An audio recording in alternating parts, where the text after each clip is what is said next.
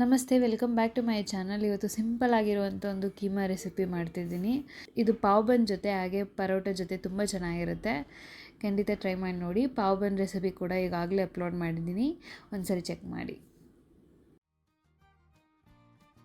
So first ಈ mutton keema ಮಾಡೋದಕ್ಕೆ mutton marinate ಮಾಡ್ಕೋಬೇಕು. ಅದಕ್ಕೆ ಇಲ್ಲಿ ಒಂದು ಅರ್ಧ kg ಅಷ್ಟು ಮಟನ್ ತೊಗೊಂಡಿದ್ದೀನಿ. ಇದಕ್ಕೆ ಇವಾಗ ನಾನು ಗ್ರೀನ್ ಮಸಾಲ ಪೇಸ್ಟ್ ಹಾಕೋತಿದ್ದೀನಿ. ಇದರಲ್ಲಿ ಹಸಿರು ಮೆಣಸಿನ್ಕಾಯಿ, ಪುದೀನ ಸೊಪ್ಪು, ಕೊತ್ತಂಬರಿ ಸೊಪ್ಪು ಇದೆ, ಮತ್ತು 2 ಸ್ಪೂನಷ್ಟು ಮೊಸರು,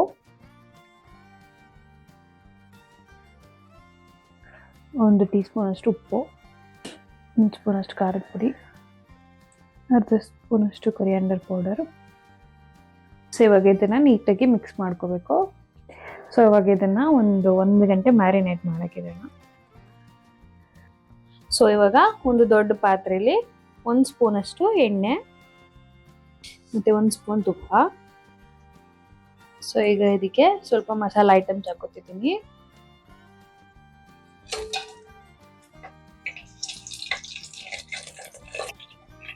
ಈಗ ಇದಕ್ಕೆ ಚಿಕ್ಕದಾಗಿ ಕಟ್ ಮಾಡಿರೋಂಥ 3 ಮೀಡಿಯಂ ಸೈಜ್ ಈರುಳ್ಳಿ ಹಾಕೋತಿದ್ದೀನಿ.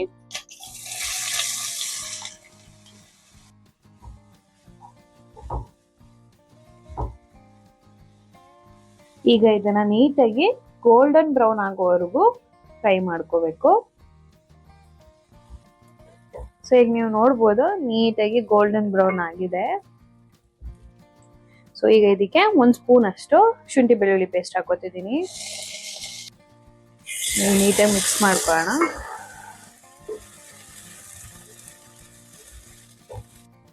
ಈಗ ಇದಕ್ಕೆ ಆಗ್ಲೇ ಮ್ಯಾರಿನೇಟ್ ಮಾಡಿಟ್ಟಿರೋಂಥ ಮಟನ್ ಹಾಕೋತಿದ್ದೀನಿ.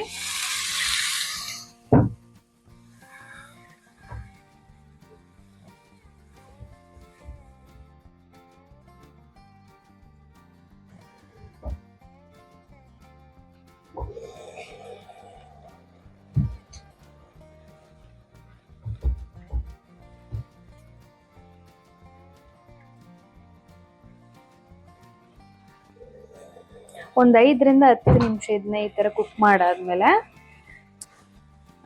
ಮಾಡಾದ್ಮೇಲೆ ಮಸಾಲೆಗಳನ್ನ ಹಾಕೋಬೇಕು.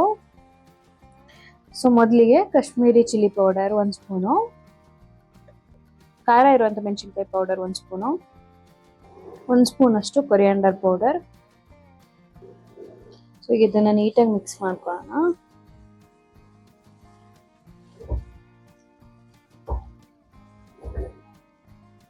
ಸೊ ಈಗ ಇದಕ್ಕೆ ನೀರನ್ನ ಹಾಕೋತಿದ್ದೀನಿ. 1.5 ಕಪ್ ಅಷ್ಟು ನೀರು ಹಾಕೊಂಡಿದ್ದೀನಿ.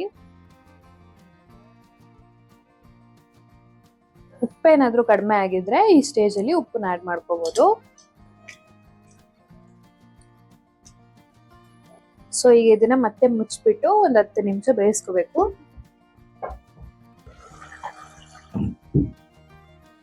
ಸೊ ಫೈನಲ್ ಆಗಿ ಇದಕ್ಕೆ ಗರಂ ಮಸಾಲ ಮತ್ತೆ ಕೊತ್ತಂಬರಿ ಸೊಪ್ಪು ಹಾಕ್ತಿದ್ದೀನಿ. ಅರ್ಧ ಸ್ಪೂನ್ ಅಷ್ಟು ಗರಂ ಮಸಾಲ. ಸೊ ಈಗ ಇದನ್ನ ನೀಟಾಗಿ ಮಿಕ್ಸ್ ಮಾಡಿಕೊಂಡು 2 ರಿಂದ 3 ನಿಮಿಷ ಬೇಯಿಸ್ಕೋಬೇಕು.